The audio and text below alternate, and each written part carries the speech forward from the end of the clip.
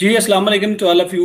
कि जैसा कि आपसे जिक्र किया था कि आज सर महबूब साहब हमारे साथ होंगे, तो हस्बे वादा सर जो है वो तशरीफ ला चुके हैं। सर के तारफ़ के हवाले से मैं ये बता दूं कि सर चेयरमैन है department of history and Pakistan study, university of the Punjab, और सर ने पोस्ट डॉक्टरेट किया है ऑक्सफोर्ड यूनिवर्सिटी से। तो सर मैं अपनी ऑडियंस की तरफ से आपको वेलकम करता हूं और अस्सलाम वालेकुम कहता हूं सर। जी वालेकुम सलाम। बहुत शुक्रिया राय शबीर अहमद साहब, आपने ये अपॉर्चुनिटी प्रोवाइड की कि मैं आपकी ऑडियंस के साथ इंटरेक्ट हो सकूं और आपके मौजू की मुनासबत से सवालों के जवाब दे सकूं। Thank you sir. सर पहला सवाल है कि पार्लियामेंट क्या होती है, इसको बनाने के क्या मकसद थे, इसका तारीखी पस मंजर क्या है? जी देखिए, पार्लियामेंट जो है ये एक जब से ये मॉडर्न डेमोक्रेसी का कॉन्सेप्ट आया है, सबसे इम्पोर्टेंट इंस्टीट्यूशन कंसीडर किया जाता है पूरी दुनिया में। और पार्लियामेंट के हवाले से ये कहा जाता है कि अगर पार्लियामेंट ये फैसला कर ले कि इस वक्त दिन है या सुबह है और उसके ऊपर लेजिस्लेशन कर ले तो फिर सबको मानना पड़ेगा। और फिर ये भी कहा जाता है कि जो पार्लियामेंट है ये मदर इंस्टीट्यूशन है और फिर इसके जरिए बाकी तमाम इंस्टीट्यूशन जो हैं वो अपनी स्ट्रेंथ पकड़ते हैं, अपनी अपनी कॉन्स्टिट्यूशनली पावर्स पकड़ते हैं। So we can say the parliament is the most fundamental and important institution in modern concept of democracy.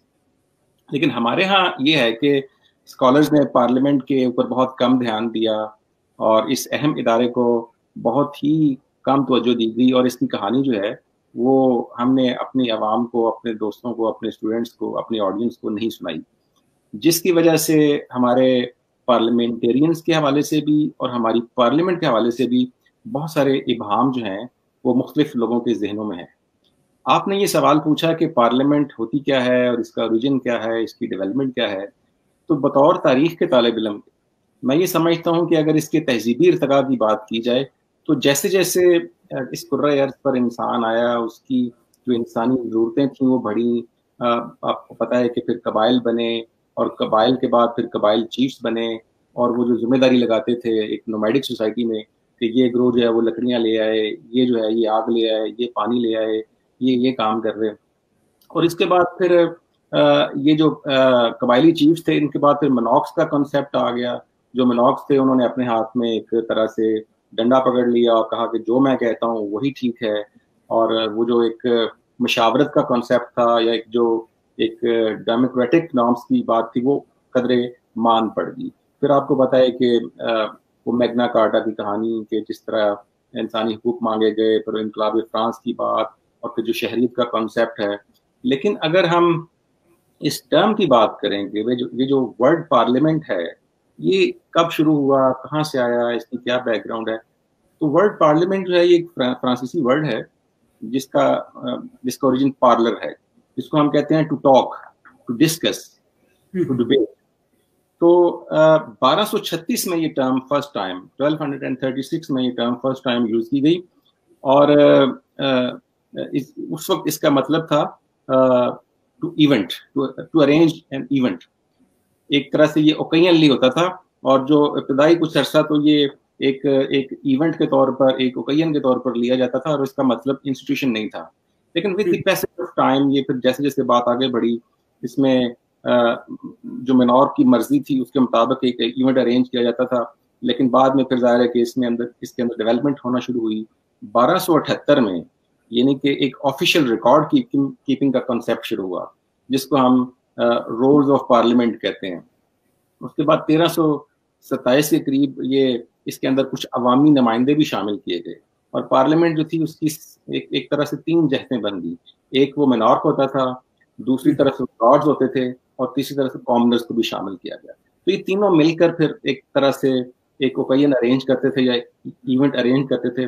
फिर 1376 में इसके अंदर एक तरह से जो स्पीकर का कॉन्सेप्ट है वो इमर्ज हुआ, और वो जो कॉमनर्स थे उनका जो स्पोक्समैन होता था, जो मेनॉर्क के सामने जाकर उनकी बात करता था, उसको फिर स्पीकर का नाम दिया गया।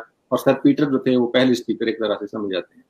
फिर 15वीं और 16वीं सदी के अंदर इसके अंदर मजीद डेवलपमेंट्स आई और इसका इर्तका आगे बढ़ा, और 1530 में एक तरह से इसके अंदर जो गवर्नमेंट के, हुकूमत के मुख्तलिफ शोबे थे वो डिबेट होना शुरू हो गए। दूसरा मैं ये भी बता दूं कि अगर हम اس ادارے کی بات کریں تو یہ کانسیپٹ اس سے بہت پہلے کا ہے، بہت پرانا ہے. انڈس سویلائزیشن کی بات کریں یا جو دوسری تہذیبیں تھیں ان کے اندر ایک طرح سے پنچایت کا کانسیپٹ، تو اس کو بھی ہم پارلیمنٹ کا ادارہ کہہ سکتے ہیں. اب آ جاتے ہیں ہم ہندوستان کی طرف، کلونیل ایرا کی طرف، کہ اس میں یہ ادارہ کیسے مرج ہوا. تو اس میں ایک سنگ میل، جو امپورٹنٹ سنگ میل تھا، وہ 1833 کا چارٹر ایکٹ تھا. اس ایکٹ کے تحت یہاں پر ایک طرح سے بہت لمیٹڈ لیول پر ایک طرح سے پارلیمنٹ کے ادارے کو متعارف کروایا گیا. پھر 1861 کا وہ جو گورنر جنرل کی کونسل کا کنسیپٹ ہے وہ ہمیں پتہ ہے. جنگ آزادی کے بعد انہوں نے کس طرح یہاں کے لوکلس کو، اس میں سر سید کا بھی ذکر آپ کو ملے گا، پھر آگے چل کر باقی انڈینس کا بھی. 1892 میں محدود پیمانے پر اس میں ایک طرح سے لوکلس کو انوالو کر کے یہ ادارہ تشکیل دیا گیا. پھر وہ سارے ایکٹ آ جاتے ہیں 1909 کا، 1919 کا، آگے جو ریفارمز آتی ہیں، وہ جو آئینی کمیشنز یہاں پر آ کر بات کرتے ہیں، اور پھر 1935 کا. اس طرح یہ ادارہ اپنے ایک تاریخی ارتقائی عمل کے ذریعے ہم تک پہنچا. اور پھر ہم نے چونکہ انگریزوں سے ایک طرح سے یہ سارے ادارے مستعار لیے، تو آج ہمارے ہاں بھی وہی Westminster concept of parliament ہے. یہ تو ہے جی اس کی تاریخ. ٹھیک ہوگا سر. پاکستان کی پہلی پارلیمنٹ کس طرح سے وجود میں آئی اور اس کی کیا کارکردگی رہی اور اس کو کیوں ختم کر دیا گیا؟ سر یہ بہت کامن سوال ہے جو مجھے بچوں کی طرف سے آیا ہے. جی بہت واقعی اہم سوال ہے. دیکھیں پاکستان کی جو پہلی پارلیمنٹ ہے، جیسے میں نے آپ کو عرض کیا کہ وہ تو 1946 کے انتخابات کے نتیجے میں جو اس وقت اراکین منتخب ہوئے تھے وہ بھی ڈیوائیڈ ہو گئے، اور پھر پاکستان کی پہلی پارلیمنٹ وجود میں آ گئی. اور ہمیں کتابوں میں اس کا ذکر ملتا ہے کہ اس کے پہلے ممبرز جو تھے وہ 69 تھے، پھر مزید 10 لوگوں کو نمائندگی دی گئی اور 79 تک یہ پہنچ گیا. لیکن بہت کم لوگوں کو یہ پتہ ہے، جو ابھی میں بات کرنے لگا ہوں، بہت کم اسٹوڈنٹس کو یہ پتہ ہے کہ پاکستان کی جو پارلیمنٹ ہے یہ پاکستان سے بڑی ہے عمر کے لحاظ سے. بالکل. پاکستان 14 اگست 1947 کو قائم ہوتا ہے، لیکن پاکستان کی جو پارلیمنٹ ہے یہ 10 اگست 1947 کو قائم ہوتی ہے. 4 دن پہلے اس کا قیام عمل میں آتا ہے. اور یہ جو 10 اگست ہے، اس دن ایک طرح سے ہم پارلیمانی طور پر اپنا وجود قائم کرتے ہیں. اور سندھ اسمبلی کی عمارت میں، بہت امپورٹنٹ، سندھ اسمبلی کی عمارت میں سر جوگندر ناتھ منڈل کی صدارت میں پاکستان کی پارلیمنٹ کا پہلا اجلاس ہوتا ہے. اور سر جوگندر ناتھ منڈل کا جو نام ہے یہ لیاقت علی خان تجویز کرتے ہیں، اور پھر خواجہ ناظم الدین اس کی تائید کرتے ہیں. اور ان کی سربراہی میں جو پہلا اہم کام ہوتا ہے وہ اسمبلی کے رولز آف بزنس بنائے جاتے ہیں پہلے دن کی کارروائی میں. اور پھر اگلے دن 11 اگست کو پتہ ہے آپ کو کہ ان رولز کے تحت وہ کینڈیڈیٹ سے نامینیشنز پیپر انوائٹ کرتے ہیں کہ اس اسمبلی کے مستقل صدر یا اسپیکر کے لیے درخواستیں دی جائیں. تو یہ بڑا انٹرسٹنگ ہے کہ 7 اپلیکیشنز آتی ہیں، اور وہ 7 کی 7 جو ہیں وہ ایک کینڈیڈیٹ کی ہیں، اور وہ تھے قائد اعظم محمد علی جناح. مختلف لوگوں نے ان کو نامزد کیا، مختلف لوگوں نے ان کے نام کی تائید کی، اور وہ بلا مقابلہ اسمبلی کے پہلے صدر منتخب ہو جاتے ہیں. اسی طرح 11 اگست کو جو ایک اور اہم کام ہوتا ہے اس پارلیمنٹ کے اندر، وہ قائد اعظم رحمۃ اللہ علیہ کی وہ شہرا آفاق تقریر ہے، جس کا ذکر ہم اپنی ڈیبیٹس میں کرتے ہیں، اور اس کو آگے چل کر ہم ڈسکس بھی کریں گے کہ اس کا کیا امپیکٹ ہے. لیکن ابھی میں سرسری سے یہ بتا دوں. پھر اسی دن ایک اور اہم کام ہوتا ہے کہ پاکستان کا جو قومی پرچم ہے وہ فائنل ہوتا ہے. لیاقت علی خان وہ اسمبلی میں پرچم لہرا کر اس کی منظوری لیتے ہیں، اور پھر یہ 11 اگست گزر جاتا ہے. 12 اگست کو بڑا اہم کام ہوتا ہے رائے صاحب پاکستان کی پہلی پارلیمنٹ میں. یہ سارا کچھ پاکستان کے قیام سے پہلے ہو رہا ہے. ٹھیک ہو گیا. وہی ہوتا ہے کہ قائد اعظم رحمۃ اللہ علیہ ایک کمیٹی تشکیل دیتے ہیں جو ہے بنیادی انسانی حقوق کی کمیٹی. اور یہ جو بنیادی انسانی حقوق کی کمیٹی ہے اس کی سربراہی خود قائد اعظم اپنے پاس رکھتے ہیں.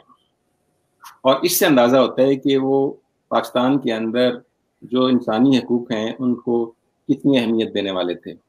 اور 15 رکنی اس کمیٹی کے اندر 10 اراکین جو ہیں وہ حکومت کی طرف سے لیے جاتے ہیں، 5 اراکین جو ہیں وہ اپوزیشن کی نمائندگی کرتے ہیں.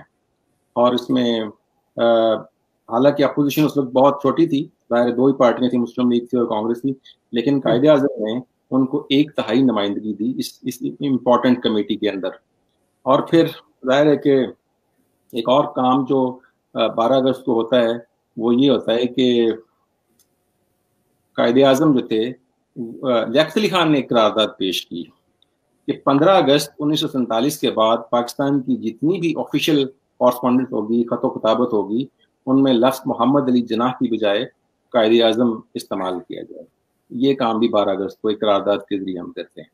اور پھر 14 اگست کو اس کا اجلاس ہوتا ہے، اور 14 اگست کے دن آپ کو پتہ ہے کہ ٹرانسفر آف پاور ہوتی ہے، اور ہندوستان کے جو وائسرائے تھے لارڈ ماؤنٹ بیٹن وہ یہاں تشریف لاتے ہیں اور وہ تقریر کرتے ہیں، اور وہ اپنی تقریر میں کہتے ہیں کہ جی مجھے امید ہے کہ اس نئی مملکت میں جب قانون سازی کی جائے گی تو اس قانون سازی میں جلال الدین اکبر کے نظریات کو مشعل راہ بنایا جائے گا.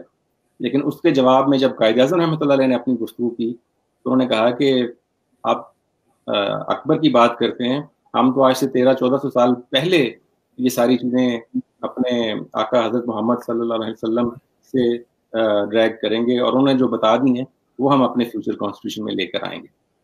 تو اس طرح یہ 4 دن کی جو ہے پہلا سیشن مکمل ہو جاتا ہے. اچھا، اب آپ نے اس کا دوسرا حصہ جو ہے کہ اس کی کارکردگی کیا رہی جو پہلی پارلیمنٹ. جی جی دیکھیں، بات یہ ہے کہ پاکستان کی پارلیمنٹ جب بنی، اور بطور پارلیمنٹری ہسٹری کے اسٹوڈنٹ ہونے کے ناطے میں نے تھوڑا سا انڈین پارلیمنٹ کی ڈیبیٹس کو بھی دیکھا جب وہ بن رہی تھی 11, 12, 13, 14 اگست، اور پاکستان کی اسمبلی کی ڈیبیٹس کو بھی دیکھا. اور آپ کے بچے جو اسٹوڈنٹس ہیں ہمارے جو سن رہے ہیں وہ براہ راست خود بھی دیکھ سکتے ہیں، یہ نیشنل اسمبلی کی ویب سائٹ پر یہ ساری ڈیبیٹس اویلیبل ہیں. انڈیا کی پارلیمنٹ جب یہ سارا بہت بڑا ایونٹ تھا کہ جنوبی ایشیا کے اندر ایک طرح سے 2 آزاد ملک وجود میں آ رہے تھے، لیکن انڈین پارلیمنٹ کی اگر ڈیبیٹس دیکھیں، ان کو کھول کر تھوڑا سا ایکسپلور کریں تو وہاں پر ایک روٹین کی ایکٹیویٹی نظر آتی ہے.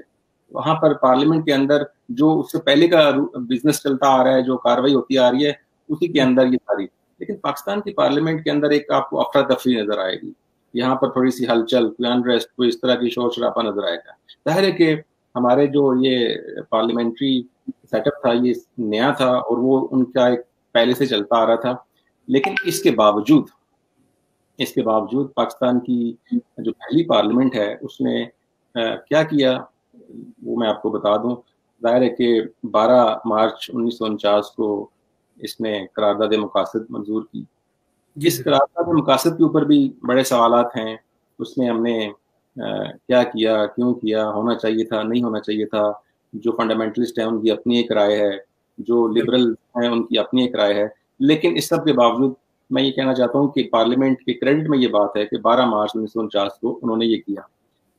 لیکن پھر آپ دیکھیں کہ پہلے خواجہ ناظم الدین کو برطرف کر دیا گیا، اور پھر اس کے بعد پہلی پارلیمنٹ کو ختم کر دیا. 16 اپریل 1953 کو خواجہ ناظم الدین کو گھر بھیج دیا گیا، اور پھر 24 اکتوبر 1954 کو پہلی پارلیمنٹ کو. لیکن اس کے باوجود وہ بیسک پرنسپل کمیٹی بنتی ہے، وہ ایک رپورٹ لے کر آتے ہیں، اس پر ریئیکشن ہوتا ہے، پھر وہ دوسری رپورٹ آتی ہے. لیکن یہ سلسلہ چل رہا تھا. اگر تھوڑا سا ٹائم اس کو مل جاتا تو ظاہر ہے کہ یہ پہلی پارلیمنٹ جو تھی یہ اس کو کانسٹیٹیوشن کو بنا دیتی. لیکن دوسری پارلیمنٹ نے بھی قانون سازی اور آئین سازی کا کام پہلی پارلیمنٹ کے اس بنائے ہوئے فریم ورک پر ہی کیا. اس کے باوجود اگر ہم نومیریکلی دیکھیں تو پہلی پارلیمنٹ نے اس مختصر عرصے میں 283 امپورٹنٹ بلز جو تھے وہ منظور کیے. ٹھیک ہے، تو یہ ایک بہت نومیریکلی امپورٹنٹ ہے. لیکن ظاہر ہے کہ اس وقت اور بھی بہت سارے مسائل تھے. مثال کے طور پر سب سے جو بڑا مسئلہ تھا وہ آئین سازی تھا. ٹھیک ہے، ہمارے پاس اپنا آئین نہیں تھا. ہندوستان نے تو 1949 میں اپنا آئین بنا لیا، ٹھیک ہے، لیکن ہمارا آئین نہیں تھا. ہم نے کوشش کی، اگرچہ ہماری پہلی اسمبلی میں پڑھے لکھے لوگ تھے، 2 وائس چانسلر تھے، 5 PhD ڈاکٹر تھے پہلی اسمبلی کے اندر. ڈاکٹر اشتیاق حسین قریشی تھے، ڈاکٹر عمر حیات تھے، وہ جو خاتون تھیں وہ بھی ڈاکٹر تھیں، سوروردی. لیکن اس کے باوجود ہم نے ایک کانسٹیٹیوشنل ایکسپرٹ ہائر کیا، رابرٹ ڈاسٹن. وہ ایک برٹش قانون دان تھا، اس کو ہم نے ہائر کیا کہ آپ ہمیں آئین سازی میں ہیلپ آؤٹ کریں. اچھا, اب میں نے جب ہندوستان گیا اپنے پی ایچ ڈی کے سلسلے میں نے وہاں پر جو برٹش ہائی کمشنرز کی رپورٹ تھیں وہ پڑھی دیکھی. اس میں مجھے ایک بڑی دلچسپ بات نظر آئی, وہ میں آپ کے اسٹوڈنٹس اور آپ کے ناظرین تک پہنچانا چاہتا ہوں کہ ہماری جو یہ اسمبلی کی انکیپیبلٹی تھی اس حوالے سے کہ وہ خود آئین سازی نہیں کر سکتی تھی, انہوں نے ایک تو بندہ ہائر کیا. اب جو بیسک پرنسپلز کمیٹی کی رپورٹس ہوتی تھیں اور وہاں جو ڈبیٹس چل رہی تھیں کہ آئین کیسا ہوگا, اس میں مذہب کا کیا رول ہوگا, کتنی نمائندگی کس حصے کو دی جائے گی, صوبائی خود مختاری کیا ہوگی, یہ ساری چیزیں, وہ جو ایکسپرٹ تھا وہ شام کو جا کر برٹش ہائی کمشنر کو رپورٹس دیتا تھا یہ ساری. اور برٹش ہائی کمشنر جو تھا وہ اپنی ساری جو رپورٹ ہوتی تھی وہ اپنی گورنمنٹ کو بھیجتا تھا, اور پھر برٹش گورنمنٹ جو تھی وہ پاکستانی حکومت کے ساتھ بات کرتی تھی کہ آپ ایسے نہیں ایسا آئین بنائیں. مثال کے طور پر وہ ایک حوالے سے جو پریشرائز کیا جاتا تھا کہ آپ کامن ویلتھ کا حصہ رہیں, ٹھیک ہے, تو اور بھی اس طرح کے کچھ وہ اقدام چاہتے تھے. تو پاکستان کے اندر آئین سازی میں جو تاخیر کی ایک وجہ ہے وہ یہ بھی ہے کہ ہمارا جو آئینی ایک طرح سے ایکسپرٹ تھا وہ ساری گفتگو لیک کرتا تھا, اور پھر اس کے نتیجے میں ایک بیرونی طاقت کے پاس یہ ساری گفتگو جاتی تھی اور وہ پھر پریشرائز کرتا تھا. تو یہ بھی ایک آئین سازی کے اندر تاخیر کی وجہ بنا. بہرحال اس سب کے باوجود میں یہ سمجھتا ہوں کہ اگر اس وقت پارلیمنٹ کو کام کرنے دیا جاتا تو وہ اپنے اس پرائم آبجیکٹ میں کامیاب ہو سکتی تھی. یہ تو ہے جناب آپ کے سوال. سر ایک اور سوال ہے اسی سے ملتا جلتا, بیسیکلی وہ ایک اعتراض ہے, اور وہ اعتراض یہ ہے, کہا جاتا ہے کہ قائد اعظم محمد علی جناح بہت بڑے لیڈر تھے, تو وہ کیوں نہ ایک کامیاب پارلیمانی نظام بنانے میں کامیاب نہیں ہوئے. اس پہ سر کیا روشنی ڈالیں گے؟ دیکھیں, اس سوال کا جواب دینے کے لیے ہمیں پہلے تو قائد اعظم رحمۃ اللہ علیہ کا اپنا جو پارلیمانی اور سیاسی اور جمہوری سفر ہے اس کو تھوڑا سا سمجھنا پڑے گا. قائد اعظم نے میں آپ کو بتاتا چلوں کہ قائد اعظم کا جو پارلیمنٹری ان کا ایک طرح سے ایکسپیرینس ہے وہ 39 ایئرس کا ہے, اور وہ ایک طویل عرصہ پارلیمنٹیرین رہے, اور مختلف پارلیمنٹس میں وہ اپنا بہت ہی وائبرنٹ, ایکٹیو اور ڈائنامک رول پلے کرتے رہے. اور 1910 میں وہ پہلی مرتبہ منتخب ہوتے ہیں, امپیریل لیجسلیٹو کونسل کے ممبر بنتے ہیں, اور وہ ایک آزاد ممبر تھے, ایشو ٹو ایشو بات کرتے تھے, پوائنٹ ٹو پوائنٹ بات کرتے تھے. اس کے اندر بعض اوقات اگر وہ سمجھتے تھے کہ مسلمانوں کے حق میں وہ بات بہتر ہے تو وہ مسلمانوں کی بات کرتے تھے, اگر وہ سمجھتے تھے کہ تمام ہندوستانیوں کو اس میں فائدہ ہوگا تو وہ اس حوالے سے بات کرتے تھے. ان کے 2-3 ایز اے پارلیمنٹیرین میں امپورٹنٹ ایگزامپلز آپ کے سامنے رکھتا ہوں. مثال کے طور پر 1910 میں جنوبی افریقہ کے اندر ہندوستانیوں کے ساتھ جو سلوک کیا جاتا تھا, یہ مسئلہ وہ آن دی فلور آف دی ہاؤس لے کر آئے, اور وہاں پر بڑی دھڑلے دار زوردار گفتگو کی اور برٹش گورنمنٹ کو آڑے ہاتھوں لیا. اور یہ بات ہے 1910 کی, بہت ارلی سٹیج کی ان کے کیریئر کی, جب وہ سیاست میں 1906 میں آتے ہیں اور 4 سال بعد وہ ممبر بن جاتے ہیں, اور وہ بڑے طاقت کے ساتھ اپنا آرگومنٹ پیش کرتے ہیں. اور اس وقت جو لارڈ منٹو تھے وہ کہتے ہیں کہ آپ اپنے الفاظ میں نرمی پیدا کریں, آپ نے بہت سخت الفاظ کہیں. بالکل. تو قائد اعظم جو ہیں وہ کہتے ہیں کہ میں اس سے سخت الفاظ کہنا چاہتا ہوں, اور پھر انہوں نے کہے وہ الفاظ, یعنی کہ ان کے بولڈ ہونے کا, ان کے نڈر ہونے کا یہ اظہار. اسی طرح 1911-12 میں 2 سال کی کوشش کے بعد وہ مسلمانوں کے حوالے سے جو وقف اولاد کا بل ہے وہ انہوں نے منظور کرا. وہ یہ ہندوستان کی تاریخ کا پہلا بل ہے جو ایک پرائیویٹ ممبر نے پریزنٹ کیا اور اس کو منظور کروایا گیا. تو یہ ان کے پارلیمنٹری کیریئر کا ایک طرح سے. پھر آپ دیکھیں کہ 1919 میں جب رالٹ ایکٹ آتا ہے تو اس پر وہ بڑی خوبصورت ڈبیٹ کرتے ہیں, اور پھر اس سب کے باوجود جب برٹش گورنمنٹ جو ہے وہ بات نہیں مانتی ہندوستانیوں کی اور اس بل کو منظور کر لیتی ہے, تو قائد اعظم جو ہیں وہ اسمبلی سے باہر آ جاتے ہیں. وہ کہتے ہیں کہ ایسی ربر اسٹیمپ اسمبلی میں بیٹھنے کا کوئی فائدہ نہیں, اور وہ ریزائن کر دیتے ہیں. بالکل. تو یہ ایک طرح سے ان کا ایک طرح پارلیمنٹری کیریئر ہے. ٹھیک ہے, اب جب پاکستان بن گیا, آپ کا سوال یہ کہ انہوں نے پاکستان کی پارلیمنٹ کو مضبوط کرنے کے لیے کیا کیا. تو دیکھیں مختلف ایکشن سے, مختلف اقدامات سے ہم ریفلیکٹ کرتے ہیں کہ انہوں نے کیا کیا. مثال کے طور پر جیسے میں نے ابھی آپ کے پچھلے سوال کے جواب میں کہا کہ 10 اگست 1947 کو جب پاکستان کی پارلیمنٹ کا پہلا اجلاس ہوتا ہے تو پہلے اجلاس کی صدارت کس نے کی؟ ایک نان مسلم نے کی، یوگندر ناتھ منڈل. ٹھیک ہے، یہ ایک انڈیکیشن تھا کہ ہم نے ایک وطن حاصل کر لیا. وطن جب ہمیں مل گیا تو اب یہاں پر مذہب کی بنیاد پر کوئی اقلیت نہیں. ٹھیک ہے، اب سارے ایک طرح سے پاکستانی ہیں. ہم نے سب کو امور مملکت میں کاروبار حکومت میں شامل کرنا ہے. تو 10 اگست کو وہ یہ کرتے ہیں. پھر 11 اگست کو دیکھیں انہوں نے ایک روڈ میپ دیا. آپ نے کہا نا کہ پاکستان کی پارلیمنٹ کو مضبوط کرنے کے لیے انہوں نے کیا. تو 11 اگست اسپیچ ہے، یہ ایک طرح سے کلیئر انڈیکیشن اور ریفلیکشن ہے ان نظریات کی، ان اقدامات کی کہ انہوں نے پاکستان کے لیے کیا کیا. دیکھیں ہمیں یہ سب کچھ تو بتایا جاتا ہے کہ ان کی تقریر کا ایک حصہ لے کر کہ آپ آزاد ہیں اپنے مذہبی عبادت گاہوں میں جانے کے لیے، لیکن جو اصل چیز ہے جس کو ہائی لائٹ کرنے کی ضرورت ہے وہ انہوں نے پاکستان کے پارلیمانی اداروں کی امپورٹنس کی بات کی اس پہلی تقریر میں. انہوں نے کہا جی پارلیمنٹ بہت ہی مقتدر ادارہ ہے، بہت امپورٹنٹ ادارہ ہے، اور یہ آگے چل کر تمام پالیسی سازی کرے گا. یہ قائد اعظم کی اسپیچ کا اوریجنل اگر آپ دیکھیں، یہ بھی ایک المیہ ہے کہ قائد اعظم کی اسپیچ کی جو آڈیو اور ویڈیو ریکارڈنگ ہے وہ ہمارے آرکائیوز میں نہیں ہے. ٹھیک ہے، اور جب یہ اسپیچ کی گئی، یہ ویسے سرے راہ میں بتاتا چلوں اگرچہ یہ باتیں میرا خیال ہے دوستوں کو پتہ ہوں گی. تو جو پریس نوٹ بھیجا گیا اس کے اندر بہت ساری چیزیں ہائیڈ کر دی گئیں یا کہہ لیں کہ سنسر کر دی گئیں. اور اس وقت جو ڈان کے ایڈیٹر تھے الطاف حسین، انہوں نے کہا کہ میں تو اس طرح اس کو نہیں پبلش کروں گا، میں خود قائد اعظم سے بات کروں گا. اور پھر ایک کتاب چھپی اس وقت جس میں اس چیز کا ذکر کیا گیا کہ کس طرح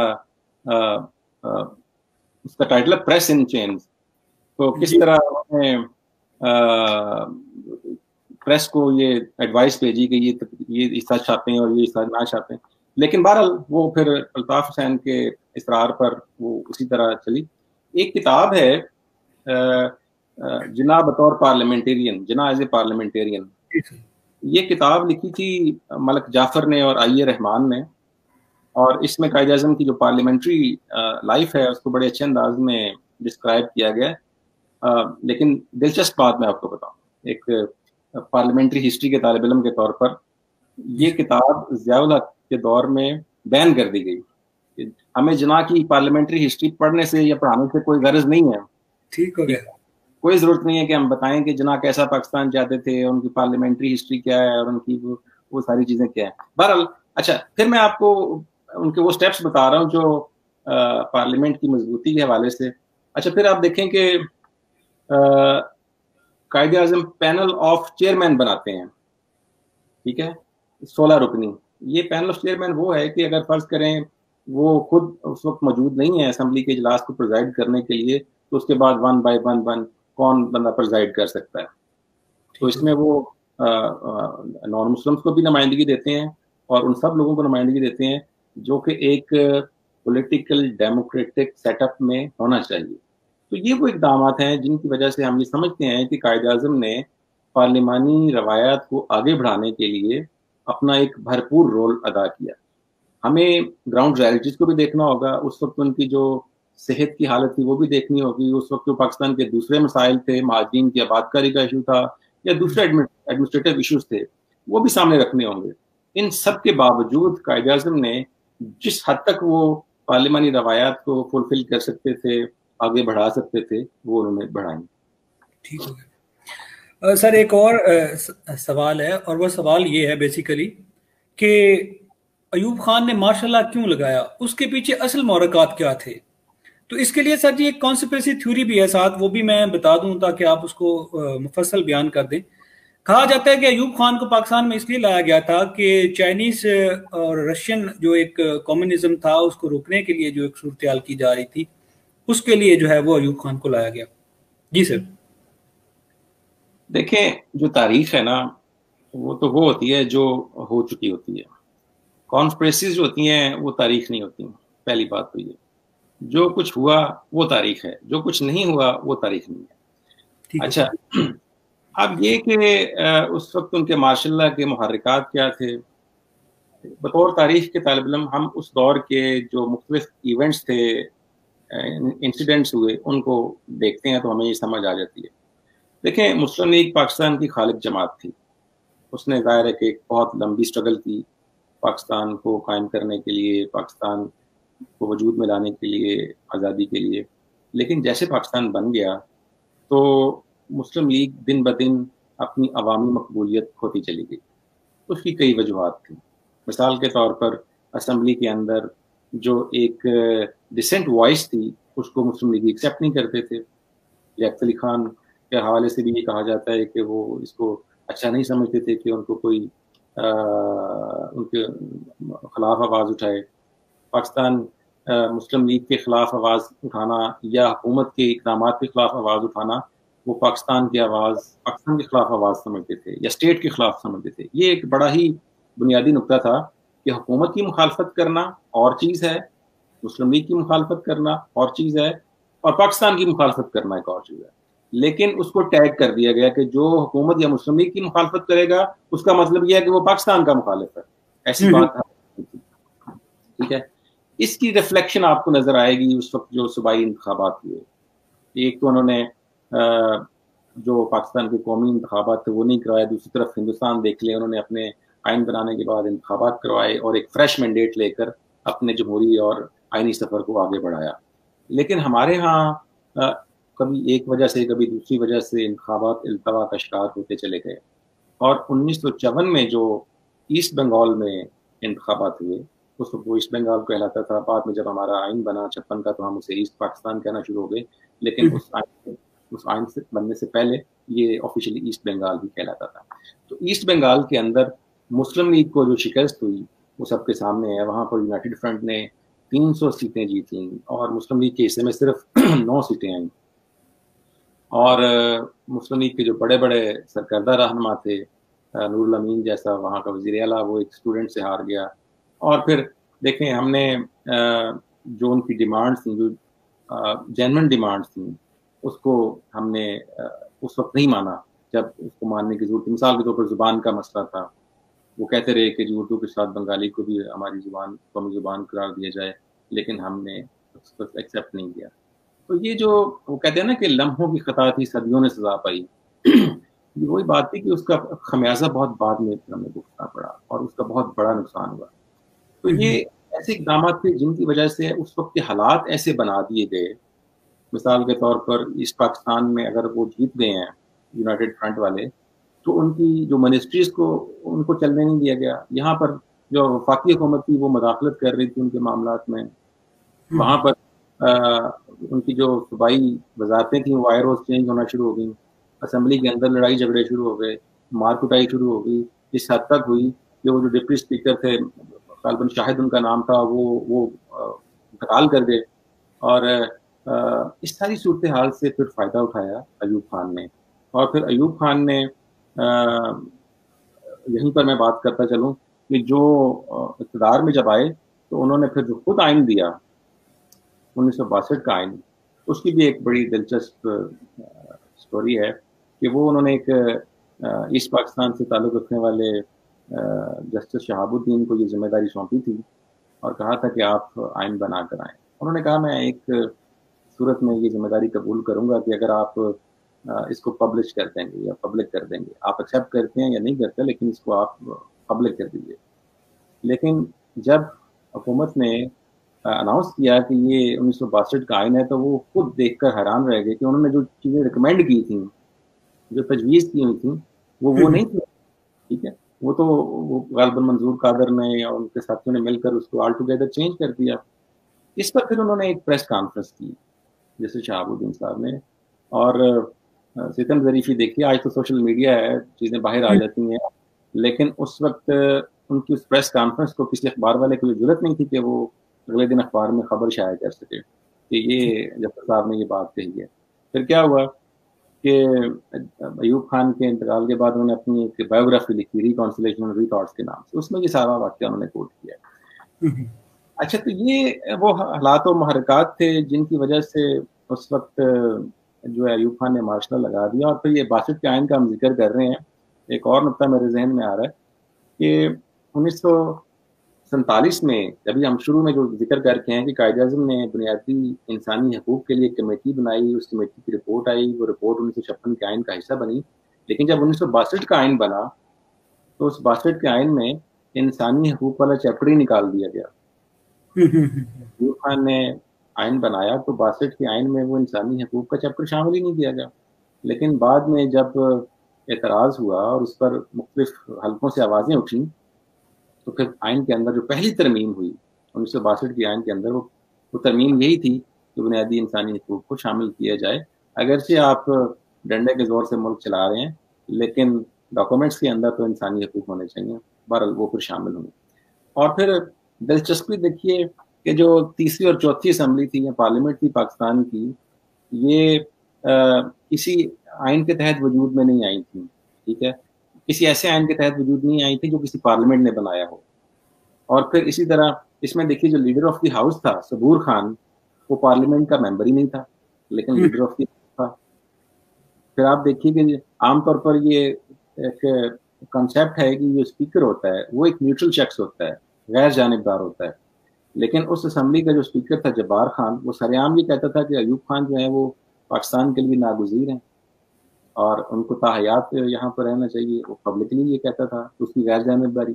پھر اس اسمبلی میں جو اپوزیشن لیڈر تھا ایوب خان کا بھائی تھا سردار بہادر خان.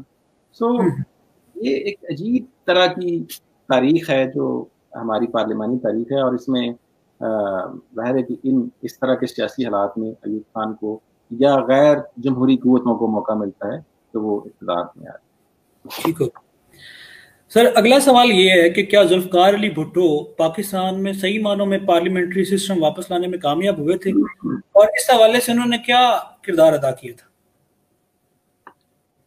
دیکھیں، یہ جو ذوالفقار علی بھٹو ہے نا، ان کا جو ایرا ہے 1970 سے 77 تک، یہ پاکستان کی سیاسی اور پارلیمانی تاریخ کا انتہائی امپورٹنٹ ایرا ہے کئی حوالوں سے. اس کو بھٹوز ایئرز بھی کہتے ہیں. اس کی ایک اہمیت تو یہ ہے کہ ایک نیا پاکستان بنا. ایسٹ پاکستان الگ ہو گیا. جب بھٹو نے کام شروع کیا تو وہ ظاہر ہے کہ ویسٹ پاکستان کے پرائم منسٹر تھے. پھر جس اسمبلی کے الیکشن کے ذریعے یہ پارلیمنٹ بنی، اس اسمبلی کا الیکشن پاکستان ٹوٹنے سے پہلے ہوا تھا. اس کا اجلاس 1 سال 4 مہینے کے بعد ہوا. پھر اس ایرا کی امپورٹنس یہ ہے کہ اس اسمبلی نے پریزیڈینشل سسٹم کے تحت کام شروع کیا. ذوالفقار علی بھٹو پہلے پریزیڈنٹ تھے، سول چیف مارشل ایڈمنسٹریٹر بھی تھے، لیکن بعد میں وہ 73 کے آئین کے بعد پرائم منسٹر بن گئے. پھر اس اسمبلی نے وہ جو بائی کیمرل سے یونی کیمرل سے بائی کیمرل کی طرف آئی، ظاہر 2 ایوان بنائے. تو یہ بہت امپورٹنٹ ٹائم فریم ہے پاکستان کی پارلیمانی تاریخ کے اندر. اب دیکھیں کن حالات میں پاکستان یہ بھٹو کام کر رہے تھے.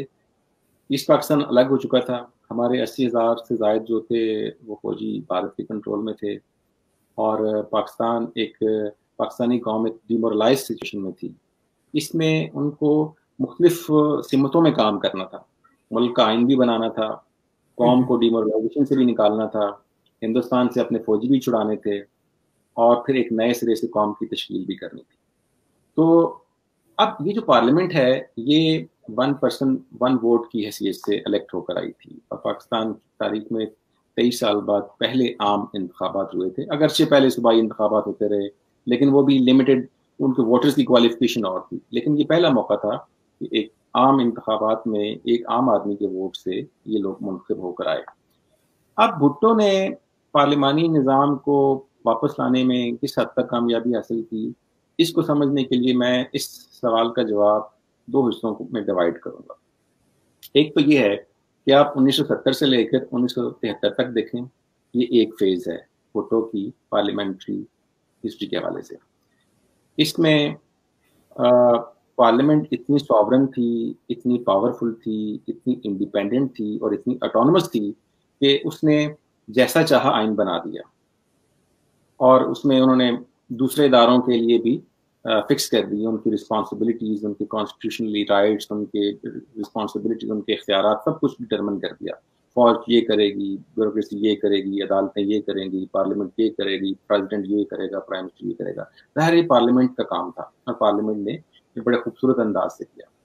اور پھر یہ دیکھیں ایک بڑی میچورٹی تھی اس وقت. مثال دیتا ہوں میں آپ کو. صوبائی حکومت تھی ادھر مینگل صاحب کی، عطا اللہ مینگل کی بلوچستان میں، لیکن بھٹو صاحب نے اس کو برطرف کر دیا. اس کے ساتھ اظہار ہمدردی کے لیے NWFP میں مفتی محمود صاحب کی حکومت تھی، جنہوں نے ریزائن کر دیا. ٹھیک ہے، لیکن یہ دونوں یہ واقعات ہیں فروری 1973 کے اور مارچ 1973 کے، اور اس وقت آئین سازی کا عمل پورے زور شور سے جاری ہے. یہ جو سیاستدان ہیں جن کا میں نے ذکر کیا، یہ کوئی روٹ کر بیٹھ نہیں گئے جب ہم نے ساتھ جنگ کرنی ہے. ان کو اپنی قومی ذمہ داریوں کا احساس تھا، اور انہوں نے ان کے ساتھ مل کر، پوری طرح مل کر آئین بنایا، اور 10 اپریل 1973 کو پاکستان کا پہلا آئین بن گیا. یہ پارلیمنٹ کا بہت بڑا کارنامہ ہے. ٹھیک ہے، اور یہ اس پارلیمنٹ کی میچورٹی بھی شو کرتا ہے، اور ان سیاستدانوں کی میچورٹی بھی شو کرتا ہے کہ ہمارے سیاسی اختلافات اپنی جگہ پر، سیاسی کنٹروورسیز اپنی جگہ پر، لیکن جو ہمارا پرائم آبجیکٹ ہے کانسٹیٹیوشن فارمیشن، کانسٹیٹیوشن میکنگ، اس کو ہم نے اولیت دینی ہے. اور اپوزیشن ہے، حکومت ہے، کتنا وگرسلی یہ لوگ بیٹھتے تھے، اور کئی کئی گھنٹے بیٹھ کر یہ جو ایک ایک شک کے اوپر بحث کرتے تھے. وہ میں نے کتاب پڑھی ہے، بایوگرافی اس کی، شیخ رشید احمد کی، جو بابا سوشلزم تھے، وزیر صحت بھی رہے بھٹو دور میں. وہ کہتے ہیں کہ میں اپنی اسمبلی میں چیف وہپ تھا. وہپ کا ہوتا یہ ہوتا ہے کہ اسمبلی کے اندر، ان کے نارمس کے اندر، کہ اس نے کورم کو انٹیکٹ رکھنا ہوتا ہے. ٹھیک ہے، تو کہتے تھے کہ میں دروازے کے آخری ادھر بیٹھ جاتا تھا، آخری چیئر پر جا کر، کہ کوئی ممبر اٹھ کر جاتا تھا تو میں اس کو کہتا تھا کہ بیٹھو واپس جا کر. جس طرح ہم لوگ بعض اوقات کلاس میں CR کو کہتے ہیں کہ ابھی کسی کو نکلنے نہیں دینا، بیٹھ جاؤ، کلاس کے سیمینار یا وہ ٹاک ختم ہوگی تو پھر یہ لوگ باہر جائیں. تو اسی طرح اس وقت یہ اسمبلی کے اندر کئی کئی دن بحث کر کے انہوں نے یہ آئین بنایا. تو اس طرح میں یہ سمجھتا ہوں کہ ول آف پاور تھی، اس پاکستان کی ٹریجڈی ان کے سامنے تھی. ٹھیک ہے، ان کے پاس اسمبلی کے اندر ایک بہت ہی ٹیلنٹڈ قسم، 21% اس اسمبلی میں لا گریجویٹس تھے. ٹھیک ہے، جو یہ آئین سازی کے مرحلے کو آسان بنا رہے تھے. پھر بڑے بڑے نام تھے، اور ان سب نے مل کر یہ ایک آئین بنا دیا. یہ تو ہے اس کا پہلا فیز. اب میں بات کرتا ہوں 73 سے 77 تک کا فیز. اس فیز کے اندر پارلیمنٹ نے اپنے بنائے ہوئے قانون اور آئین کو امپلیمنٹ کروانا تھا، ظاہر ہے، اور امپلیمنٹ کروانا تھا تھرو ایگزیکٹو گورنمنٹ کے ذریعے. لیکن یہاں پر تھوڑا سا بیلنس آف پاور آؤٹ ہونا شروع ہو جاتا ہے. بھٹو صاحب نے اب اسمبلی کو استعمال کرتے ہوئے اختیارات خود لینے شروع کر دیے. مثال کے طور پر اس وقت اسٹیٹ آف ایمرجنسی نافذ تھی ملک کے اندر. وہ اس وقت سے نافذ تھی جب سے یحییٰ خان نے نافذ کی ہوئی تھی اس پاکستان کی. وہ پاک بھارت جنگ چل رہی تھی اور ابھی تک چلتی آ رہی تھی. اب یہ اسمبلی کا اختیار تھا کہ وہ اس کو ایکسٹینڈ کرتی تھی. ہر 6 مہینے بعد اس کو اسمبلی میں یہ ایشو آتا تھا اور اس کو وہ ایکسٹینشن ملتی تھی، ابھی ایمرجنسی جاری رہنی چاہیے. لیکن انہوں نے اسمبلی سے یہ منظور کروا لیا کہ اب یہ چیف ایگزیکٹو کو اختیار دے دیتے ہیں کہ وہ جب چاہے ایمرجنسی کو ایکسٹینڈ کر دے، جب چاہے اس کو ختم کر دے. تو یہ ظاہر ہے کہ ایک ادارے کی پاورز انہوں نے اپنے پاس لے لی. اسی طرح اسمبلی کے فورم کو استعمال کرتے ہوئے انہوں نے کچھ عدالتی اختیارات بھی لیے. تو کرتے کرتے 7 ترامیم کی انہوں نے. تو جو دوسرا فیز ہے 73 سے 77 والا، اس فیز کے اندر جو ایگزیکیوشن آف کانسٹیٹیوشن کا مرحلہ تھا، جو کہ ایگزیکٹو کے تھرو ہونا تھا، اس میں پھر بیلنس آف پاور آؤٹ ہوتا ہے، اور پھر ظاہر ہے کہ دوسری قوتوں کو موقع ملتا ہے کہ وہ آ کر اپنا یہاں پر اختیار اور اقتدار سنبھال لیں. تو یہ ہے جی پارلیمنٹ. اوکے جی سر، ضیاء الحق کے مارشل لاء نے پارلیمنٹ کو کیا نقصان پہنچایا، اور کیا موجودہ بگاڑ کا یہی شخص ذمہ دار ہے؟ دیکھیں یہ بہت ہی ایک امپورٹنٹ اور کنٹروورشل قسم کا کویشچن ہے، لیکن ظاہر ہے کہ ہم تاریخ کے طالب علم ہیں، اور تاریخ میں جو کچھ ہوا ہمیں اپنے اسٹوڈنٹس کو، اپنے آڈینس کو یہ بتانا چاہیے. دیکھیں 77 میں ضیاء الحق نے اقتدار سنبھال لیا. ظاہر ہے کہ اس کی اپنی ریزنز تھیں, لیکن جب اقتدار سنبھال لیا تو کئی سال یعنی کہ 1985 تک یہاں پر تمام جو جمہوری ادارے تھے, سیاسی جماعتیں تھیں, وہ سب ختم, ان پر بین پابندیاں. 85 میں جب یہ مطالبہ بہت زور پکڑ گیا تو پھر انہوں نے انتخابات کروائے, اور ظاہر ہے کہ اس کے پیچھے سیاسی جماعتوں کی اسٹرگل تھی, ایم آر ڈی کی اسٹرگل تھی. بینظیر بھٹو اس وقت 1984 میں واپس آئیں, بہت بڑا یہاں پر جلوس تھا اور ان کو لوگوں نے ویلکم کیا, اور پھر یہاں پر ایک طرح سے پولیٹیکل موبلائزیشن کا پروسیس دوبارہ سے شروع ہوا. 85 میں جو نان پارٹیز بیسز الیکشن ہوتے ہیں وہ ماشاء اللہ کے اندر, ماشاء اللہ ختم نہیں ہوا ابھی. یہ بھی ایک عجیب امتزاج تھا کہ الیکشن بھی ہو رہے ہیں اور پھر ملک میں ماشاء اللہ بھی لگا ہوا ہے. اور محمد خان جنیجو ایک بہت ہی معتدل قسم کے نرم خو اور بہت جینٹل مین قسم کے پرائم منسٹر نامزد ہوتے ہیں. لیکن دیکھیں, جمہوریت کے اور سیاسی جماعتوں کے اور سیاستدانوں کے اپنے ڈائنامکس ہوتے ہیں, ان کی اپنی ایک طرح سے پولیٹیکل اپروچ ہوتی ہے. وہ ضیاء الحق کے ملتے ہیں اور کہتے ہیں کہ جناب صدر آپ یہ یونیفارم کب اتار رہے ہیں. ٹھیک ہے, تو یہ سوال بڑا ان ایکسپیکٹڈ تھا اور بڑا ہی غیر متوقع تھا ایک با روب اور بہت طاقتور ملٹری چیف کے لیے کہ ایک ان کا ہینڈ پک چوز جو پرائم منسٹر ہے وہ ان سے یہ سوال پوچھ رہا ہے. تو انہوں نے پیر پگاڑا صاحب سے شکایت کی کہ آپ نے کیسا مرید دیا ہے کہ جو میری وردی اتروانا چاہتا ہے. بہرحال یہ مطالبہ زور پکڑتا گیا اور کہ جی آپ الیکشن ہو گئے ہیں, اب مارشل لا اٹھائیں ملک سے. تو جو اس وقت اسمبلی کے اندر نان پارٹیز الیکشن کی بنیاد پر آنے والے سیاستدان تھے, انہوں نے بھی ایک اپوزیشن شروع کر دی اور انہوں نے کہا جی کہ یہ تو پاسبل ہے. انہوں نے ایک تحریک استحقاق پیش کی اسمبلی میں, ٹھیک ہے, پریولیج موشن. انہوں نے کہا جی کہ مارشل لا کے ساتھ نہیں چل سکتا یہ.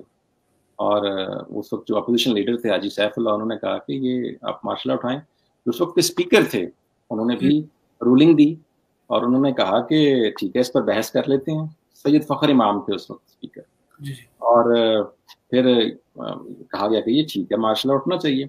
اب جب مارشل لا اٹھنے کا سوال آیا تو پھر ضیاء الحق نے مارشل لا اٹھانے کا تاوان طلب کیا, اور جو تاوان تھا نا وہ 8ویں ترمیم کی شکل میں تھا. انہوں نے کہا جی کہ میں مارشل لا تب اٹھاؤں گا جب آپ یہ ترمیم جو ہے ایکسیپٹ کرے گی اسمبلی. اچھا, اب وہ ظاہر ہے کہ ترمیم بہت ہی ایک طرح سے یو ٹرن تھا. 73 کے آئین کو بالکل آل ٹوگیدر انہوں نے چینج کر دیا تھا اور اس میں پرائم منسٹر سے پاورز لے کر پریزیڈنٹ کو دے دی تھی, اور پریزیڈنٹ کے ہاتھ میں یہ گنڈاسا پکڑا دیا تھا کہ وہ جب چاہے اسمبلی کو توڑ دے اور جب چاہے پرائم منسٹر کو اور اسمبلی کو گھر بھیج دے. لیکن کیا تھا کہ مجبوری تھی, اسمبلی میں یہ بل آیا, چند دن وہاں پر بحث ہوئی اور پھر اسی طرح سینٹ میں گیا اور منظور ہو گیا. لیکن اس بل کو کسی بھی اسٹینڈنگ کمیٹی میں نہیں بھیجا گیا, کہیں پر اس پر ویگرس ڈبیٹ نہیں ہوئی کہ یہ ہونا چاہیے کہ نہیں ہونا چاہیے. بہرحال وہ اب ایک بعد میں ایک بڑا دلچسپ انکشاف ہوا, یہ آپ کو بتاتا چلوں کہ یہ جو اس وقت کے اپوزیشن لیڈر تھے حاجی سیف اللہ, انہوں نے یہ انکشاف کیا کہ اس 8ویں ترمیم کو منظور کرنے سے پہلے تمام اراکین اسمبلی کے اکاؤنٹ میں 1,10,000 روپیہ بھیج دیا گیا. ٹھیک ہے, ایک طرح سے یہ سیاسی رشوت تھی. اسی طرح اس 8ویں ترمیم میں جو قرارداد مقاصد تھی جس کو ہم وہ 1949 میں منظور کر کے آئے تھے, اس کو اس کا آپریشنل پارٹ بنا دیا گیا. اور لیکن یہاں پر ایک دلچسپ دیکھیں کہ 8ویں ترمیم میں اس کو بنا تو دیا گیا, لیکن اقلیتوں کے حقوق کے حوالے سے وہ جو ایک بات تھی کہ وہ فری ہوں گے اپنے مذہب کی ترویج اور تبلیغ کے لیے, وہ فری کا ورڈ نکال دیا گیا. اس کو اس اوریجنل آبجیکٹو ریزولوشن کے ٹیکسٹ کو چینج کر دیا گیا اس ترمیم کرتے وقت. لیکن ظاہر ہے پھر بعد میں 18ویں ترمیم کے ذریعے اس کو ریسٹور کیا گیا. اسی طرح پارلیمنٹ کا نام تبدیل کر دیا گیا, اس کو مجلس شورا کیا گیا.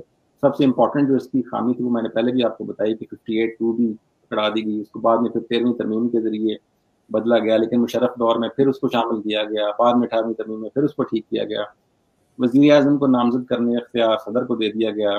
غیر منتخب لوگوں کو ایڈوائزر لگانے کی جو ریت تھی وہ ڈال دی گئی کہ وہ ایسے شخص کو, آج بھی دیکھیں آج ہماری پارلیمنٹ میں کتنے لوگ ہیں جو پارلیمنٹ کہہ رہا ہوں کیبنٹ میں جو نان الیکٹڈ ہیں, جن کے اوپر آج بھی اپوزیشن اعتراض کرتی ہے کہ وہ تو منتخب لوگ نہیں ہیں اور آپ نے گورنمنٹ میں بٹھایا ہوا ہے. تو یہ جو بدعت تھی یہ ضیاء الحق نے شروع کی. آپ نے کہا نا کہ موجودہ بگاڑ کا، تو یہ بگاڑ کی شکلیں ہیں کہ آپ منتخب اراکین کی بجائے نامزد. پھر اسی طرح ایک جو جمہوری سفر شروع ہوا 85 سے آنورڈ، وہ بڑا زگ زیگ اور بہت ہی ٹوٹ پھوٹ کا شکار، اور پارلیمانی نظام سے ہم صدارتی نظام کی طرف چل پڑے، اور وہ جو بیلنس آف پاور تھا وہ ٹلٹ ہو گیا ٹورڈز نان ڈیموکریٹک فورسز. تو یہ سارے بگاڑ کی ذمہ داری پھر اسی شخص پر عائد ہوتی ہے. تو یہ ہے سر ایک مت جو ہے وہ جو پارلیمنٹ کے خلاف قوتیں ہیں انہوں نے اڑائی ہوئی ہے بیسیکلی. وہ کہتے ہیں جی پارلیمنٹ کام کوئی نہیں کرتی. تو میرا سوال یہ ہے کہ ہماری پارلیمنٹ نے سر کون سے تاریخی ایسے فیصلے کیے ہیں جن کو آپ بتانا چاہیں گے؟ پہلی بات تو یہ ہے کہ پارلیمنٹ کو کام کب کرنے دیا گیا، ایک کاؤنٹر کویسچن ہے نا جی. جی جی سر. پارلیمنٹ کو آپ کام کرنے دیں گے تو وہ تاریخی فیصلے کرے گی نا. ٹھیک ہے، اگر آپ پہلے دن سے شروع کر لیں، جو 11 اگست 1947 کو قائد اعظم نے تقریر کی تھی اور اس میں پارلیمنٹ کو ایک مقتدر ادارہ قرار دیا تھا. بعد میں جب مولوی تمیز الدین خان کا کیس کا جو فیصلہ آیا، اس میں اعلیٰ عدلیہ کی نظر میں قائد اعظم کی تقریر کا یہ حصہ جو تھا یہ غلطی تھا. یہ آن ریکارڈ ہے یہ چیزیں. آپ دیکھیں کہ 1958 سے لے کر 1962 تک ملک میں کوئی پارلیمنٹ نہیں ہے، کوئی منتخب ادارہ نہیں ہے. 1977 سے لے کر 1985 تک یہاں پر کوئی ادارہ نہیں ہے منتخب. 1999 سے لے کر 2002 تک کوئی نہیں ہے. 1969 سے 1972 تک بھی کوئی نہیں. تو پاکستان کی اس مختصر سی 72 سال کی تاریخ میں تو 20-22 سال تو پارلیمنٹ تھی نہیں، وجود میں نہیں تھی. ٹھیک ہے، اب آتے ہیں کہ پارلیمنٹ نے کیا کیا، کون سے بڑے تاریخی فیصلے. میں آپ کو بتاتا ہوں. دیکھیں 1973 کا آئین بن جانا ایک بہت بڑا فیصلہ تھا، اقدام تھا جو پارلیمنٹ نے کیا. ٹھیک ہے، تمام جو ہماری فیڈرل اکائیاں تھیں، یونٹس تھے، ان سب کو ساتھ ملا کر پارلیمنٹ نے یہ اقدام کیا. اور آپ دیکھیے کہ جب یہ 1973 کا آئین منظور ہوا 10 اپریل 1973 کو، تو اس کی منظوری کے بعد باقاعدہ اپوزیشن اور حکومت کے اراکین نے ایک جلوس نکالا، مل کر اس کو سیلیبریٹ کیا کہ ہم نے ایک ایسی ڈاکومنٹ بنا لی ہے کہ جو ہماری کنسنسس کے ساتھ بنی. ایک بہت بڑا فیصلہ تھا. ٹھیک ہے نا. اس سے پہلے جو 2 جنرل گزرے ہیں انہوں نے تو جب تک وہ رہے تب تک ان کا آئین چلتا رہا، لیکن یہ آئین 47 سال سے چل رہا ہے. آج 47 سال ہو گئے اس آئین کو چلتے ہوئے. تو یہ ایک بہت بڑا فیصلہ تھا نا کہ اتنا یونانیمسلی انہوں نے یہ کیا. پھر آپ دیکھیں کہ بات کر دینی چاہیے 1974 میں پارلیمنٹ نے جب سیکنڈ امینڈمنٹ کے ذریعے قادیانی کو نان مسلم ڈکلیئر کیا. یہ بھی ایک بڑے اچھے انداز میں پارلیمنٹ کے اندر ڈیبیٹ کر کے کانسٹیٹیوشنلی ان کو ایک سٹیٹس دے دیا.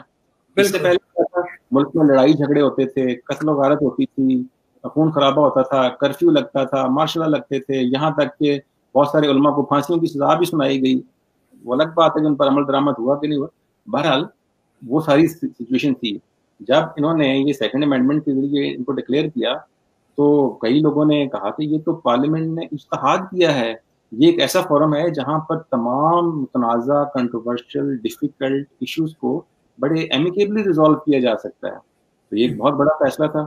اسی طرح میں یہ سمجھتا ہوں کہ 18ویں ترمیم جو ہے، جس کا آج کل بھی بہت شور ہے، یہ ایک بہت بڑا فیصلہ تھا جو اس پارلیمنٹ نے کیا. اور اس کے بارے میں ابھی تھوڑا سا بتاتا چلوں کہ یہ اپریل 2010 میں یہ 18ویں ترمیم ہوئی اور آج اس کو 8 سال ہو گئے ہیں.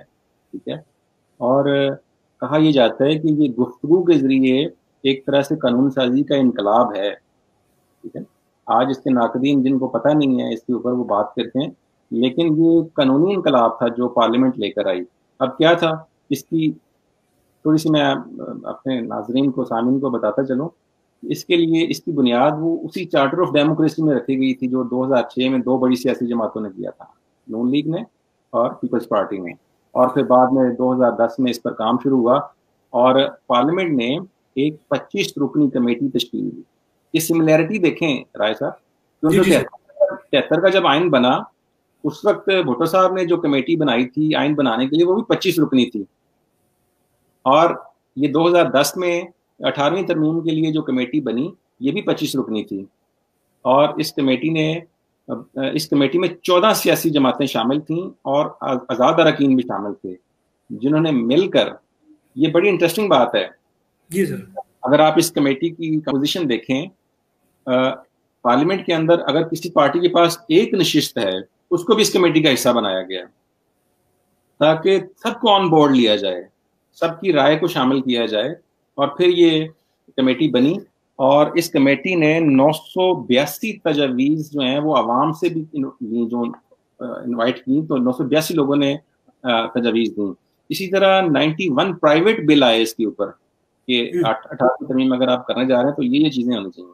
385 گھنٹے اس کے اوپر کام ہوا، اگر آپ اس کو ان ٹرم آف آورس، کیونکہ پارلیمنٹری بزنس کو گھنٹوں میں بھی ماپا جاتا ہے، دیکھا جاتا ہے، 385 گھنٹے اس کے اوپر کام ہوا، اور وہ تمام خرافات جن کا بھی ہم ذکر کر کے ہیں 8ویں ترمیم کے ذریعے ہوا تھا، وہ جتنی انکروچمنٹ تھیں، جتنی پولوشن تھی، جتنی وہ ساری آئین کی شکلیں بگڑی ہوئی تھیں، وہ اس 18ویں ترمیم کے ذریعے انہوں نے اس کو ریکٹیفائی کیا۔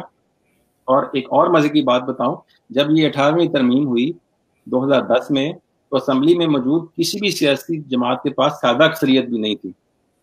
یہ بڑی اہم بات ہے، وداؤٹ سمپل میجورٹی، 2/3 میجورٹی کے ساتھ اس کو منظور کیا۔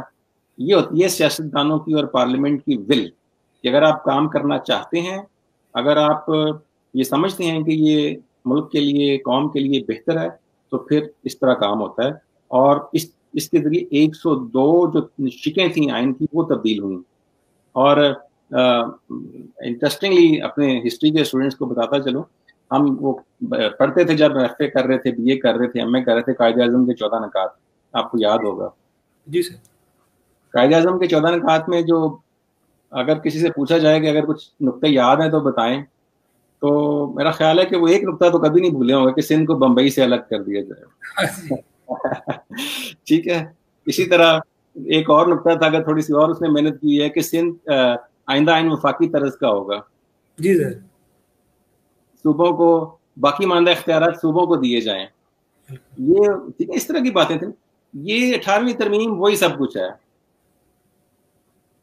قائد اعظم، ابھی آپ نے پوچھا قائد اعظم نے پارلیمنٹری انسٹیٹیوشنز کو اسٹرینتھن کرنے کے لیے کیا کیا، تو یہ جو ان کی وہ 14 نکات تھے اس کی ریفلیکشن نظر آتی ہے 18ویں ترمیم کے۔ وفاق کو ظاہر ہے کہ وفاقی پارلیمانی نظام ہے تو صوبوں کو اختیارات دیے جائیں، ٹھیک ہے، اور جو باقی ماندہ کنکریٹ لسٹ کے جو باقی ماندہ، کچھ صوبوں کے اختیار ہوتے ہیں، کچھ مرکز کے ہوتے ہیں، کچھ وہ مشترک، تو وہ صوبوں کو اسٹرینتھن کیا گیا ہے۔ تو اس طرح یہ کہنا کہ جی ہماری پارلیمنٹ نے کیا کیا، اس کو میں کنکلوڈ کرتا ہوں اس سوال کو، کہ ہماری پارلیمنٹ نے جتنا اس کو کام کرنے دیا گیا ہے، جی سر، بہت سارا عرصہ تو ظاہر ہے کہ ڈائریکٹلی اس کو ختم کر دے گا، اور بہت سارا عرصہ جو ہے وہ انڈائریکٹلی اس کے اوپر پابندیاں تھیں، لیکن اس کے باوجود 73 کا آئین دیا، اس کے باوجود اس کے اندر کنسنسس کے ساتھ ترامیم کی، اس کے باوجود انہوں نے 18ویں ترمیم دی، اور پھر ظاہر ہے کہ یہ وہ ساری چیزیں ہیں جو اس کی اسٹرینتھ اور ساورینٹی کو ریفلیکٹ کرتی ہیں۔ یہ بڑے فیصلے تھے جو اس پارلیمنٹ نے کیے۔ ٹھیک ہو گیا سر۔ اگلا سوال یہ ہے کہ پاکستان میں بار بار مارشل لا کیوں لگ جاتا ہے؟ کیا فوج کو پارلیمنٹ کے اوپر اعتبار نہیں ہے؟ اور اس سے ملتا جلتا ایک اور سوال ہے، ساتھ میں ایڈ کر دیتا ہوں سر، کہ یہ اداروں کا ٹکراؤ کیا ہے اور یہ کس طرح سے پارلیمنٹ کی سوورینٹی کے اوپر جو ہے وہ اثر انداز ہوتا ہے؟ اچھا جی، دیکھیں ایک کتاب ہے صاحبزادہ فاروق علی خان کی۔ صاحبزادہ فاروق علی خان پاکستان کی جو پہلی الیکٹڈ پارلیمنٹ تھی، یہ بھٹو صاحب والی، اس کے اسپیکر تھے۔ مجموعی طور پر وہ 9ویں اسپیکر تھے، لیکن اس اسمبلی میں جو 73 کے آئین کے تحت بنی تھی پہلے اسپیکر تھے۔ انہوں نے کتاب لکھی ہے جمہوریت صبر طلب۔ ٹھیک ہو گیا۔ اور اس کتاب کے ٹائٹل میں وہ لکھتے ہیں کہ یہ جو پارلیمنٹ کی موجودہ بلڈنگ ہے، اس کا افتتاح انہوں نے اس وقت بھٹو صاحب سے کروایا تھا، اور اگر ان کو یہ پتا ہوتا کہ بعد میں اس پارلیمنٹ کے ساتھ کیا کچھ ہونا ہے تو شاید وہ یہ غلطی نہ کرتے۔ یہ انہوں نے کتاب کے ٹائٹل پر لکھا ہے۔ دیکھیں اداروں کے ٹکراؤ کی آپ نے بات کی، ہم نے 73 سال کے اس مختصر عرصے میں بے شمار تجربات کیے۔ کبھی ہم انڈائریکٹ پارلیمنٹ کو لے کر آئے، کبھی ہم نے ایسی پارلیمنٹ لے کر آئے جو جو کسی آئین کے تحت ہی وجود میں نہیں آئی تھی. کبھی ہم نے 80,000 لوگوں کو یہ اختیار دیا کہ آپ اپنی پارلیمنٹ منتخب کریں. کبھی ہم نے کہا جی کہ 1% 1 ووٹ کے ذریعے کریں. کبھی ہم نے کہا جی سیاسی جماعتوں کو پارلیمنٹ میں منتخب ہو کر آنے کا حق نہیں ہے, وہ نان پارٹی بیسس پر آئیں. اسی طرح ڈفرینٹ تجربات کرتے رہے, جس کی وجہ سے یہاں پر سیاسی کلچر سیاسی جماعتوں میں نہ آ سکا. اور ظاہر ہے کہ جب سیاسی جماعتوں میں سیاسی کلچر نہ آیا تو پھر عوام کے اندر بھی وہ ٹرانسفر نہ ہو سکا. اور یہ جو سیاسی جماعتیں ہوتی ہیں, جو پولیٹیکل پارٹیز ہوتی ہیں, یہ کسی بھی ڈیموکریٹک سیٹ اپ کے لیے ریڑھ کی ہڈی کی حیثیت رکھتی ہیں. ٹھیک ہے, there is no concept of political democratic setups اور norms in the absence of political parties. تو ہمارے ہاں اب دیکھیں ہم نے ایک اسٹنٹڈ قسم کی, ایک جیسے کہتے ہیں نا کہ وہ اسٹنٹ مین ہوتا ہے, وہ موت کنویں میں وہ موٹر سائیکل چلاتا ہے, کبھی وہ ادھر کرتب کرتا وہ دکھا جاتا ہے, کبھی ادھر. ہم نے اپنی جمہوری اداروں کو, اپنی پارلیمنٹ کو اس طرح کا ایک اسٹنٹڈ سا سسٹم دیا ہے. ٹھیک ہے, جمہوریت کی جو خامیاں ہیں ظاہر ہے وہ مزید جمہوریت سے دور ہو سکتی ہیں. صحیح ہے, اس کا یہ حل نہیں ہے کہ آپ جمہوریت کو یا ان اداروں کو, جمہوری اداروں کو ہی ختم کرتے ہیں. اگر دیکھیں ہمارے ہاں آپ نے سوال پوچھا کہ یہ بار بار مارشل لا کیوں ہو جاتا ہے, اس میں بیلنس آف پاور آؤٹ ہو جاتا ہے.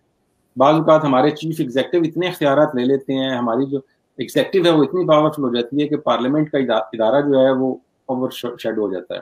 اسی طرح ہمارے ایک ادارہ دوسرے ادارے کے کاندھے پر رکھ کر بندوقیں چلاتا ہے.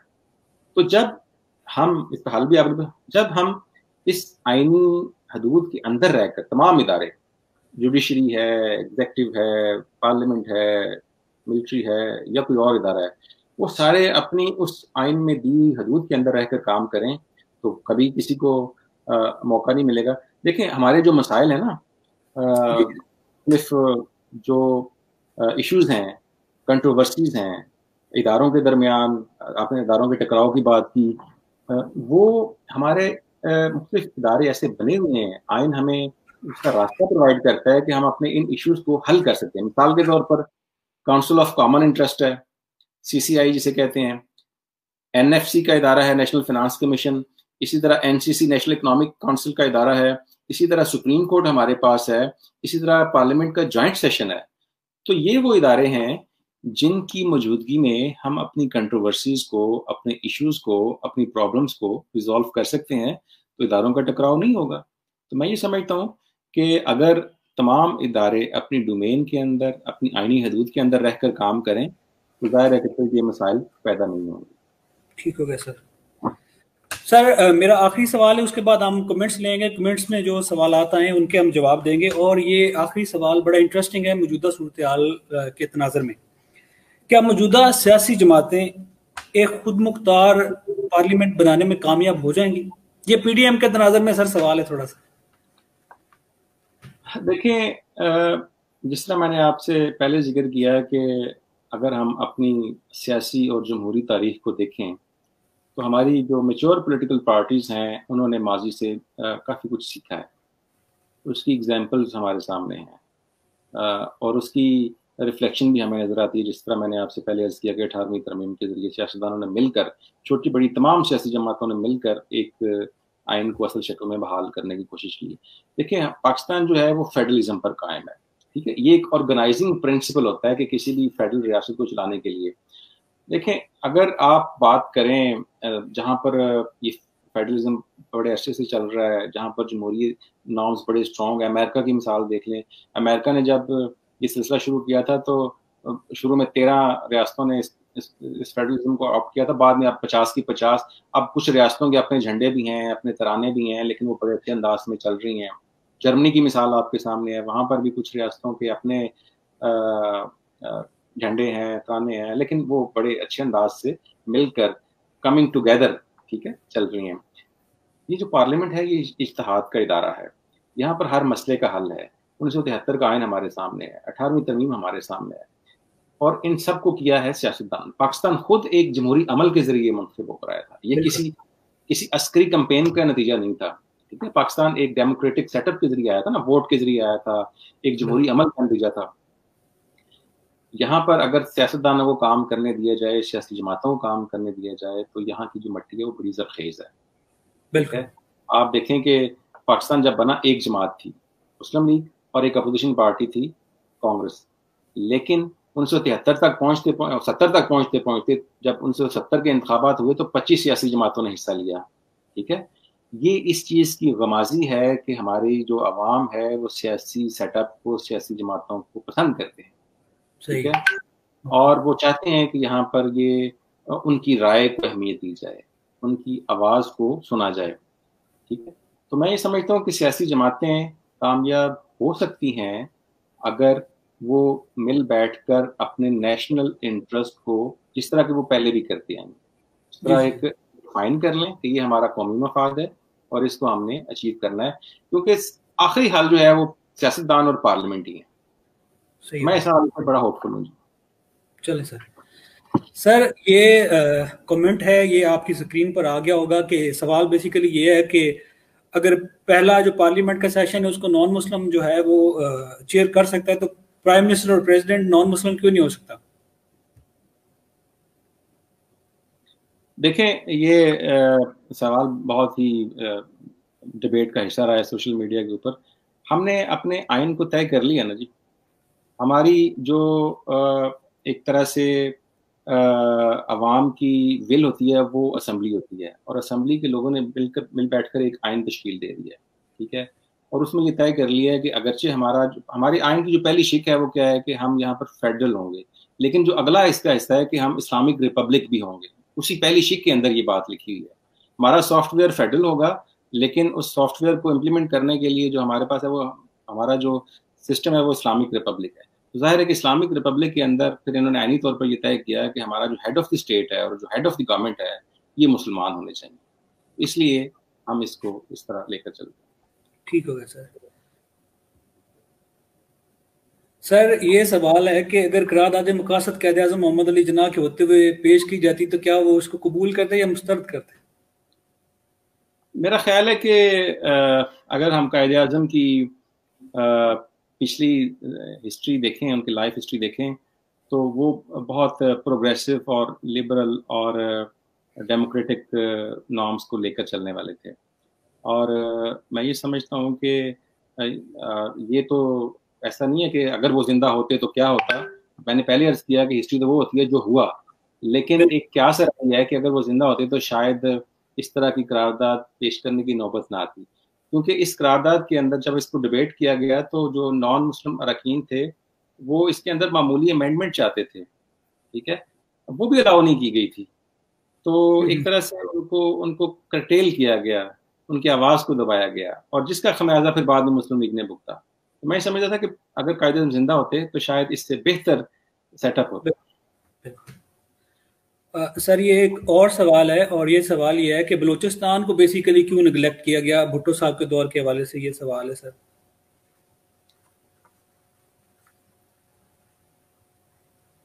دیکھیں, بھٹو صاحب نے کیسے نگلیکٹ کیا, جب بھٹو صاحب نے پارلیمنٹ کا ادارہ جو ایک اپر ہاؤس بنایا, اس میں آپ دیکھیں کہ تمام جو ہمارے صوبے تھے ان کو پوری نمائندگی دی گئی, اور پنجاب کی جتنی سیٹیں تھیں اپر ہاؤس میں اتنی ہی بلوچستان کی ہیں. ٹھیک ہے, اب یہ کچھ ذمہ داریاں سیاستدانوں کی, وہاں کے لوکل سیاستدانوں کی بھی بنتی ہیں. ٹھیک ہے, ان کو بھی یہ موقع ملنا چاہیے کہ وہ اپنے عوام کے لیے, اپنے لوگوں کے لیے اپنا رول پلے کر سکیں. ظاہر ہے کہ اگر وہاں کے جو نیٹوز ہیں, لوکلز ہیں, وہ اپنی آواز کو پوری طرح سے نہیں اٹھائیں گے, میں سیاستدانوں کی بات کر رہا ہوں, عوام کی بات نہیں, تو یہ ایک سوال کاؤنٹر کوشچن یہ بھی ہے کہ وہاں کے جو لوگ اسمبلیوں میں آتے رہے انہوں نے کیا کیا اپنے ملک کے لیے, اپنے صوبے کے لیے. ٹھیک ہے, یہ ایک ہے کہ اگر جب وہ بچہ خود, چلیں اس کو چھوڑیں, وہ پھر کنٹروورشل یہ بات, لیکن یہ ہے کہ وہاں کے لوگوں کو بھی تھوڑا سا, سیاستدانوں کو بھی سوچنا چاہیے تھا اس حوالے سے. نہیں سر, میں اس کو تھوڑا آسان کر دیتا ہوں آپ کو بیان کرنے کے حوالے سے. اس کے اوپر کنٹروورسی یہ کہا جاتا ہے کہ وہ جو لوگ چوز کیے جاتے تھے بلوچستان سے وہ پرو اسٹیبلشمنٹ لوگ ہوتے تھے, اور وہ true representative of the Baluchis نہیں ہوتے تھے. اب یہ تو سر بہت سیدھی سیدھی بات میں نے آپ کو کر دی ہے. جی, اس میں تو کوئی شک نہیں ہے نا, یہ تو آپ نے خود ہی اس کا جواب دے دیا کہ ظاہر ہے کہ یہ صرف بلوچستان کے حوالے سے نہیں بلکہ باقی صوبوں کے حوالے سے بھی ہے.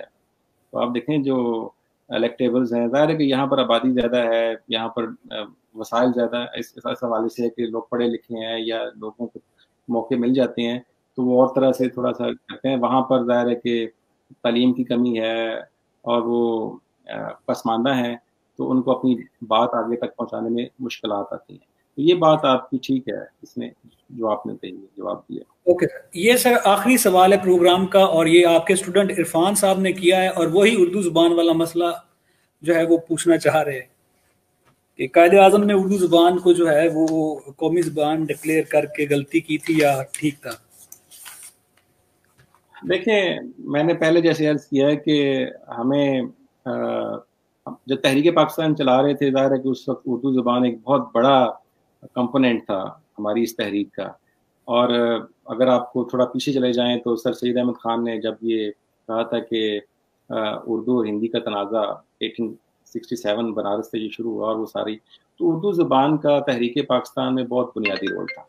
لیکن جب پاکستان بن گیا تو پاکستان بننے کے بعد ظاہر ہے کہ اردو جو ہے اس کے ساتھ ساتھ بنگالی, اور بنگال کے اندر اردو کو سمجھنے والے صرف 1% تھے. تو میرا یہ خیال ہے کہ اگر اردو کو اس وقت نافذ کر دیا جاتا تو کوئی حرج نہیں تھا. بعد میں ہم نے 1956 کے آئین میں اس کو ریکٹیفائی بھی کر لیا اور اس کو شامل بھی کر لیا, لیکن وہ دیر ہو چکی تھی, تاخیر ہو چکی تھی. بعد میں جب 73 کا آئین بنا تو 73 کے آئین کے اندر یہ کہا گیا کہ اردو زبان اگرچہ ہماری قومی زبان ہے, اس کو دفتری زبان بھی ہونا چاہیے. تو 15 سال کی مدت دی گئی کہ آپ 1985 تک اس کو قومی زبان جو ہے اس کو ساتھ دفتری زبان بھی بنا لیں. لیکن جب 88 میں اسمبلی آئی, وجود میں آئی بینظیر بھٹو کی, مجھے اس کی ڈیبیٹس پڑھنے کا اتفاق ہوا, تو خود ایگزیکٹو یا ٹریری بینچز کے جو لوگ تھے وہ اس کی مخالفت کر رہے تھے, اور وہ کہہ رہے تھے کہ 15 سال تو ہمیں کہا گیا آئین کے اندر, لیکن اس میں 11 سال تو مارشلہ لگ گئے, ضیاء کا معاملہ تھا, تو اگر وہ 11 سال مائنس کر دیے جائیں تو شاید ہم اگلے 11 سال میں اس کو کر لیں. لیکن ابھی تک ایسا نہیں ہوا. ظاہر ہے کہ اس میں کچھ مفاد پرست لوگوں کا سٹیکس ہیں کہ وہ سمجھتے ہیں کہ اگر اردو کو دفتری زبان بھی قرار دے دیا گیا تو شاید ان کی اتھارٹی اور مناپلی جو ہے وہ چیلنج ہو جائے گی. تو اس وجہ سے یہ ابھی ہے مسئلہ درپیش. لیکن یہ بات ٹھیک ہے کہ اردو زبان جو ہے اس کے ساتھ اگر بنگالی زبان کو بھی اس وقت پہلے دن سے یہ قومی زبان قرار دے دیا جاتا تو شاید, اگرچہ میں پہلے کہہ چکا ہوں کہ شاید جو ہے وہ ہسٹری نہیں ہوتی, لیکن دوبارہ بول رہا ہوں کہ شاید ہمارے حالات اس طرح کے نہ ہوتے.